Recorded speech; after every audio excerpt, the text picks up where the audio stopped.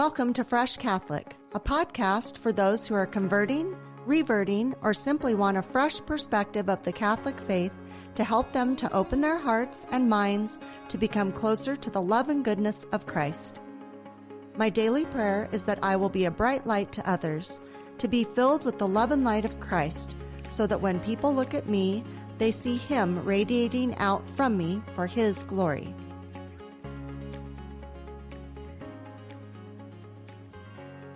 Hello and welcome. I'm so happy you're here. Today we're finally to the conversion episode. I'm so happy about this. This is one of my favorite things to talk about is my conversion. And I know a lot of other people I've spoken to, it's something they really like to talk about as well. So I'm looking forward to having people come on and tell their conversion stories as well. Some of the things that I would typically put in this part of my story, I'm going to save for other episodes. So those will be coming down the road. In the last episode, I was telling you that my 25-year marriage ended and I had to reevaluate what I was going to do with my life. I was reunited with a boy, call him a boy, from Ojai, and fell in love really quickly. I had to sell my house, and so I had to move out, and we ended up moving in together very quickly. And that wasn't probably the best idea, but it was what it was. And that is my present-day husband, Simon Valderas. He had turned away from the Catholic Church for about 20 years, and he was going to these Christian churches, and he had asked me, knowing that I was Christian and didn't really have a church I was affiliated with, he wanted to know if I wanted to go to what I call a rah-rah Christian church. And I said, no, absolutely not. I wasn't interested at all. That wasn't what I was looking for. Nothing against it. For the people that go there, if it makes them happy, I'm happy for them. Whatever people want to do to find the Lord in their life is fine with me. It just wasn't for me. So Simon does a lot of traveling with his work. And so when he and I got together, I would follow him on some of his work trips. And so I got to go to places I'd never really got to go before that I was really excited about, like New York and Chicago. I found out I'm a city girl. I just loved to travel with Simon. It was so much fun. One of the places we went to while he was traveling for filming was we went to Canada, and we were staying there. It was very beautiful, and I really liked it. And Simon and I really like to go to museums, and we both really like architecture. And so we were just kind of wandering around this beautiful place. I really enjoyed it. And we went walking into a church, and we were looking around, and I just couldn't believe how different I felt when I walked into this church. It was so beautiful and dark wood and candles glowing. And I just got this like really warm, rich feeling that just kind of came over me. And I said to Simon, "Oh, I love this place. I love this church." And he said, "Well, this is a Catholic church." And I said, "Okay." And he said, "Do you want to try to go to the Catholic church when we get home?" And I said, "Sure." Just like immediately, sure. I didn't walk in with like a preconceived notion of what I thought it would be or what it was. I didn't even know it was a Catholic church. I didn't even know what that really meant. I just knew when I walked in there that I just loved it in that church, and I just thought it was so beautiful, and it was more about how I was feeling in the church. So when we got home, he took me to this church in Ventura called Our Lady of the Assumption Church. And so we walk in and we sit in the back row, and I've never been to a Catholic church, and I'm thinking, what are they doing? Like, why are they standing? Why are they sitting? Why are they kneeling? How do they all know all those prayers? How are they all saying the same thing? And they all know exactly what they're doing. I was just fascinated by this. So then afterward, I was like, oh, I really liked that. I thought that was great. And he said, well, would you like to come back? And I said, yes. And so when we came back, they announced that they were going to be having RCIA startup, which is the Rite of Christian Initiation of Adults. This was going to start in a couple of weeks. And I looked at Simon and I said, what is that? And he said, well, you can't just like be Catholic. You can't just like walk in and say, hi, I'm Catholic now. You have to like work for it. You have to earn it unless you're born into it. And I said, oh, okay. So I thought, well, I'm going to think about that. I'm going to think, do I want to do this RCIA thing, So I went home, I Googled what it takes to be Catholic. And I was like, I need to see what criteria they have and if I can do this, because I don't like to start something if I can't give it everything. And I don't want to start something if I'm just going to do it halfway. So I looked it up and there were these, these guidelines. And I thought, yeah, I mean, it's going to be a little hard, but I think I could do what's on this list. I think I want to do this. So I took it a little step farther and I went to the bookstore and I got this book that I think is one of the best books out there if you're thinking about converting, and it's called Catholicism for Dummies. And it's, the bright yellow book. They have them for every subject practically. And I bought that and brought it home. And I still to this day reread it once a year during Lent because I'm just constantly learning. And it really was an easy way to know what's expected of somebody becoming Catholic because, it's a lifestyle change. It's not something you turn off and on. It's not something that one week you're Catholic, the next week you're not Catholic, that throughout your day you can turn it off and on, or at least that's not what I want to do. So I got the book and I really looked over everything and wanted to make a conscious, examination of if I could do this. And I signed up for RCIA. I never missed a class. I soaked it all in. My teacher, Deacon Don, was just amazing and knowledgeable, and he's an educator, and you can tell when he's teaching this because he just has a really good and magnetic way of teaching. I was just like so fascinated by all this. I kind of couldn't get enough of Jesus. I really dove into this Catholicism idea.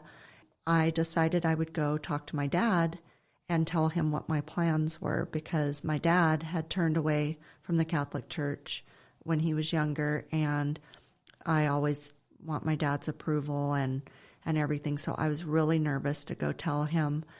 And I went to his house and I sat down and I said, well, I have something I need to tell you.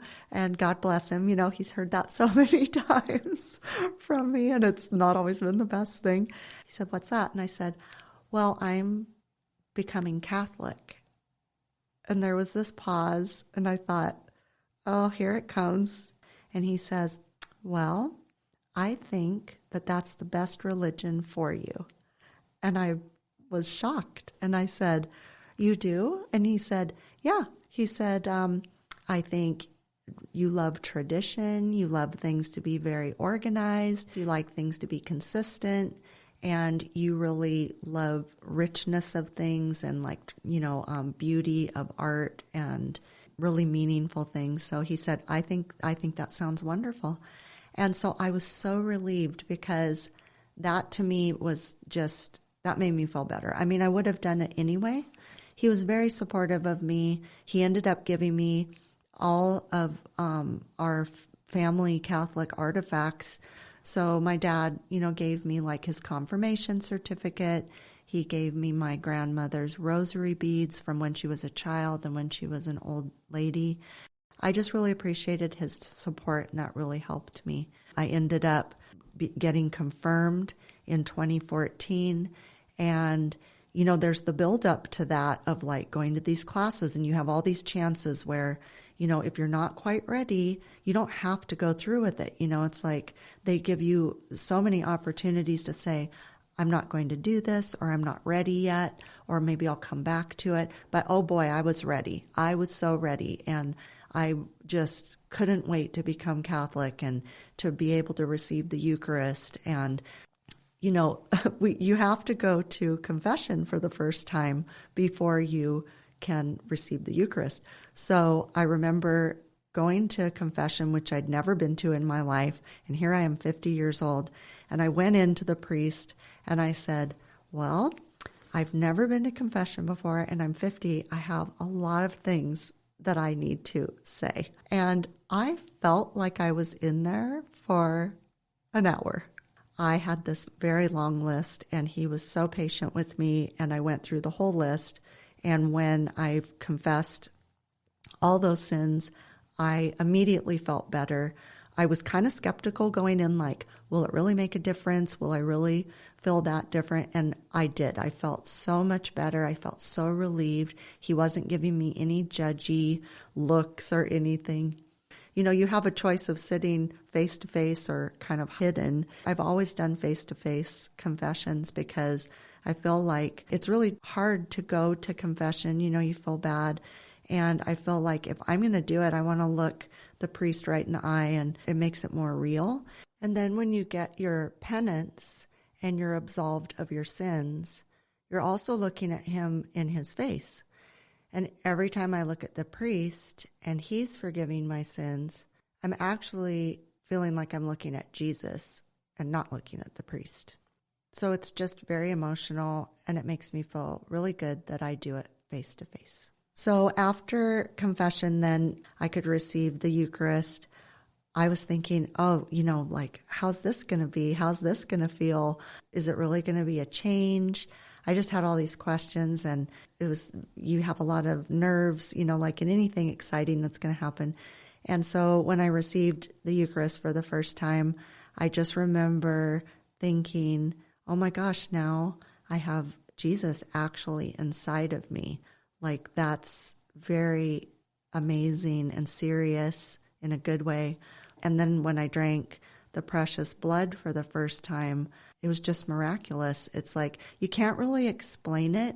I'm wondering if people that would receive the Eucharist or the precious blood and aren't prepared or aren't Catholic and they're just doing it because they think it's like a symbol or just thinking they should, that they want to try it for whatever reason. I'm thinking that they probably don't have the same profound feeling that you have when you just are really just in complete surrender and believing that this is for sure the body and blood of Christ.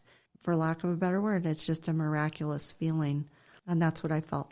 When you get confirmed or baptized in the Catholic Church as an adult, then you have earned your way into the Catholic Church. And it's a process. It's not overnight. It's a very long process, but very worthwhile because the Catholic Church really wants you to know what you're getting yourself into because, again, this is a lifestyle change. This isn't something that turns off and on. So once you go through the RCIA and you've, committed yourself to Christ, then you are officially Catholic when you get confirmed.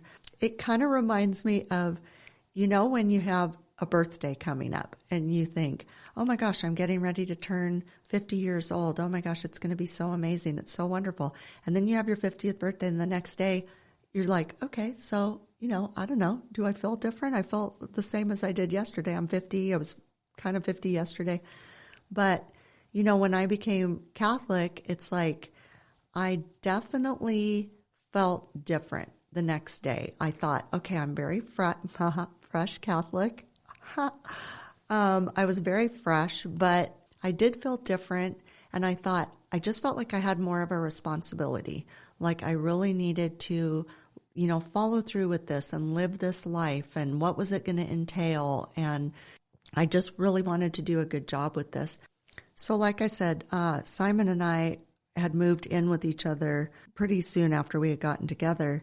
And when I decided to become Catholic, I decided that I would move out because you're not supposed to live together when you're Catholic if you're not married. That was a difficult decision. I really, loved him and wanted to be with him. It was really hard for me to move out and be separated from him. It was scary. It was lonely. I would spend time with him during the day. I would, cook dinner with him, and then I would go back to my apartment. We did this for like over 2 years, and so I was back and forth. And it was not easy. It was very hard, but we both felt really dedicated to the fact that that's what we should be doing. And I think it's really funny one time because I saw a friend of mine. She's a very Christian lady, and she asked me one day, "Did you and Simon break up?" And I said, "No, why?" And she goes, "Oh, well, but you don't live together anymore." And I said, "No, we don't." And she said, "Why?" And I said, "Well, because I'm becoming Catholic and you're not supposed to be living together if you're not married." And she said, "Well, who would know?" And I said, "God. God would know." And she goes, "Oh." We'll be right back. Rising anti-Semitism. New generations redefining how they connect with Jewish traditions. Changing dynamics among Jews around the globe. Take a deep dive into these topics and more on Mosaic, Exploring Jewish Issues, the podcast brought to you by the Jewish Federation of Palm Beach County. Hear from the thought leaders, politicians, scholars, and artists at the forefront of Jewish life today. Subscribe to Mosaic, Exploring Jewish Issues, wherever you listen to podcasts.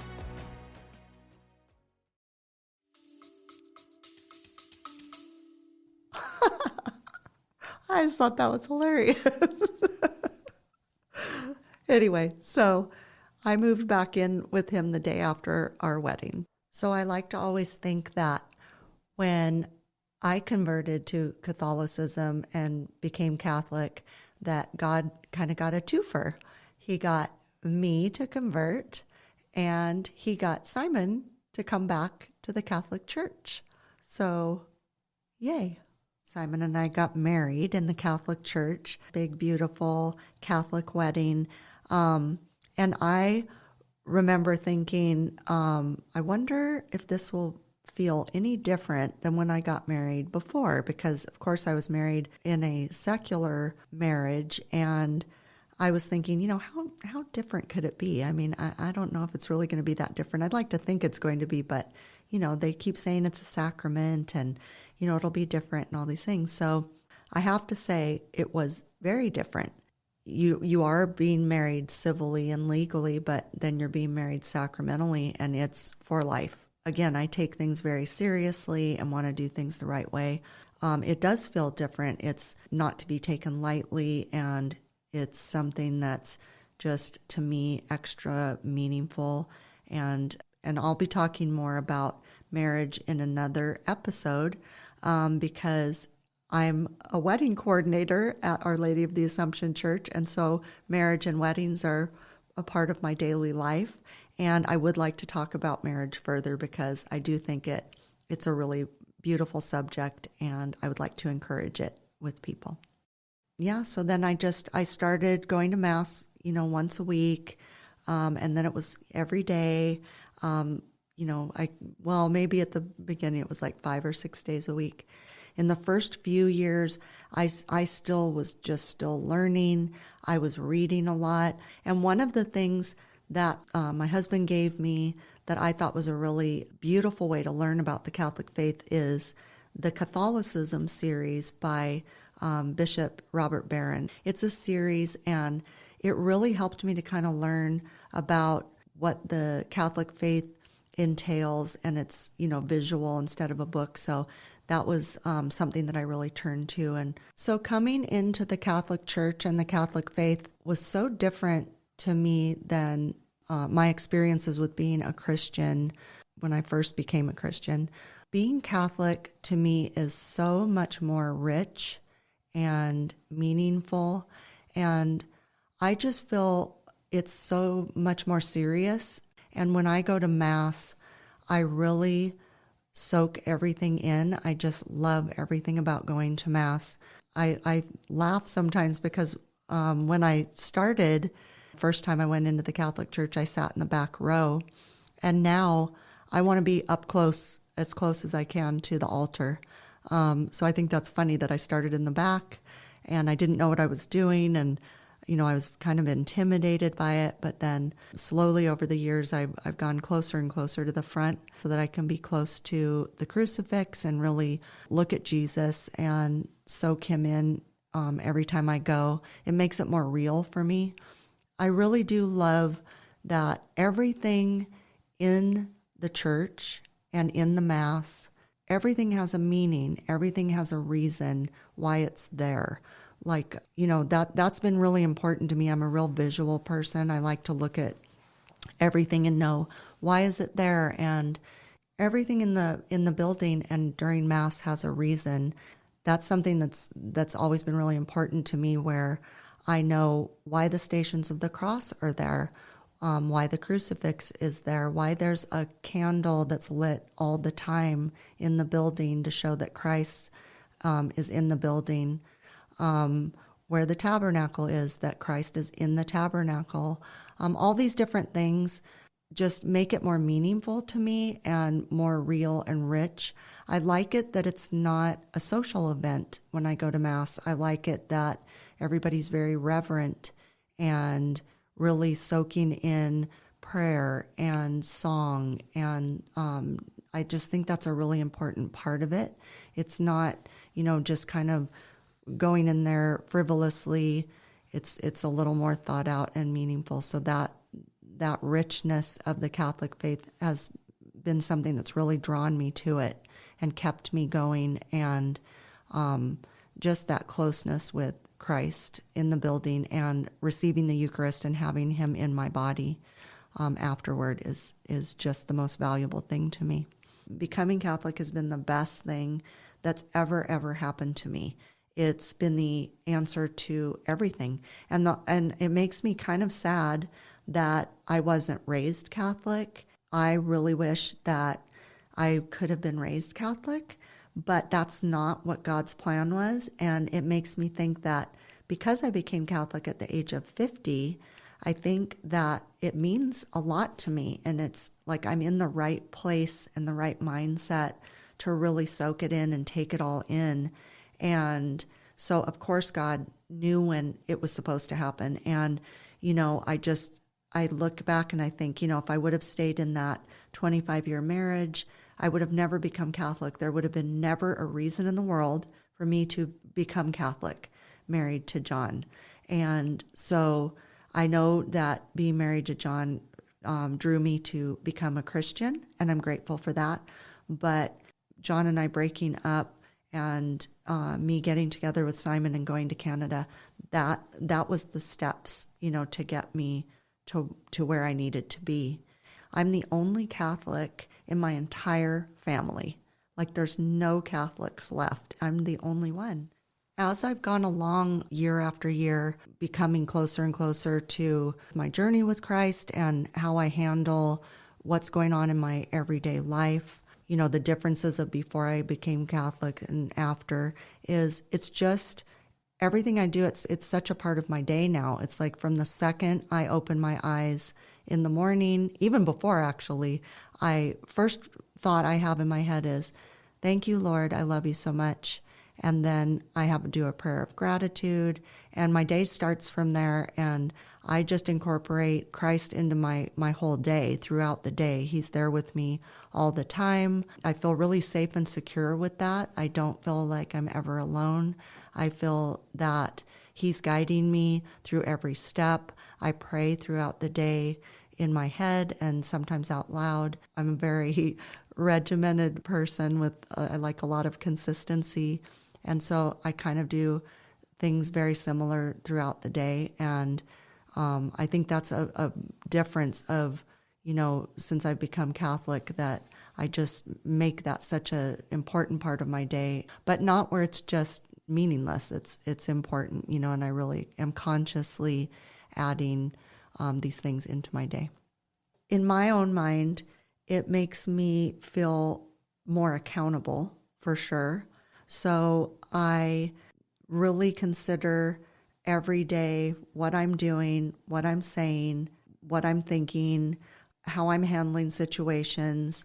I've definitely had failures. I've definitely stumbled and fallen a lot. I'm definitely a sinner. I definitely have moments of I know God shaking his head at me and, just thinking, oh, again, Lori, again. But, the beauty part is that he's always there to listen when I'm remorseful and sorry, and when I go to confession. And he just, he gives me chance after chance. And I wake up every day, with an attitude of, I'm going to do better today. I'm going to try harder today. I want to do things that make you proud of me, Lord. And, I want to be a bright light to others so that they feel good when they're around me. I want to make good choices and decisions in my thoughts and my words and my actions. But, I have a hard time with that. I have, a bad temper. I have a bad attitude sometimes. I don't always treat people great. I feel bad about that. But I feel like I'm getting better and better and better at dealing with those things that are my faults.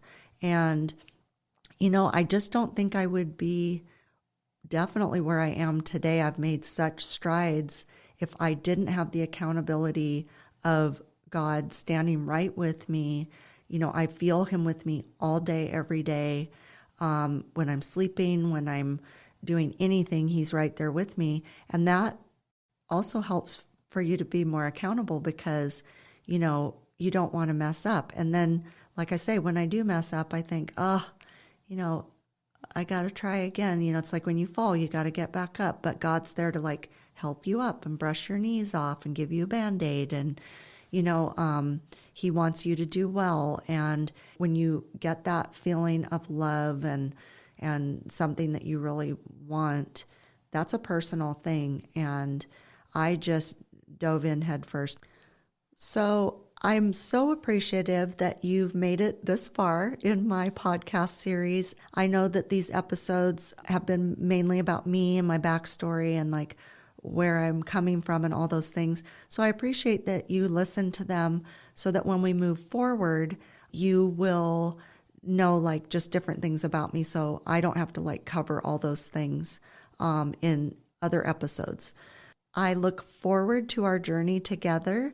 Moving forward, there will be topics such as love and Lent and confession and angels and miracles, things like that. I'll have guests periodically.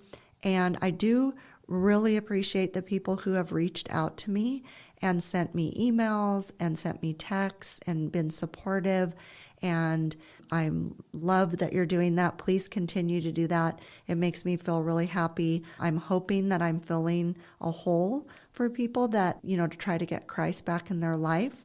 And if anybody has anything they want to contact me about, you're welcome to do that. I appreciate it. And I'm getting ready to do a couple of speaking events, so I'm excited about that. So if that's something, you have a group that might be interested in having me come talk, I would love to do that. So please don't hesitate. And I just love you and appreciate you. And thank you for listening. Thank you for joining me today. Now go out and be a bright light in someone's life.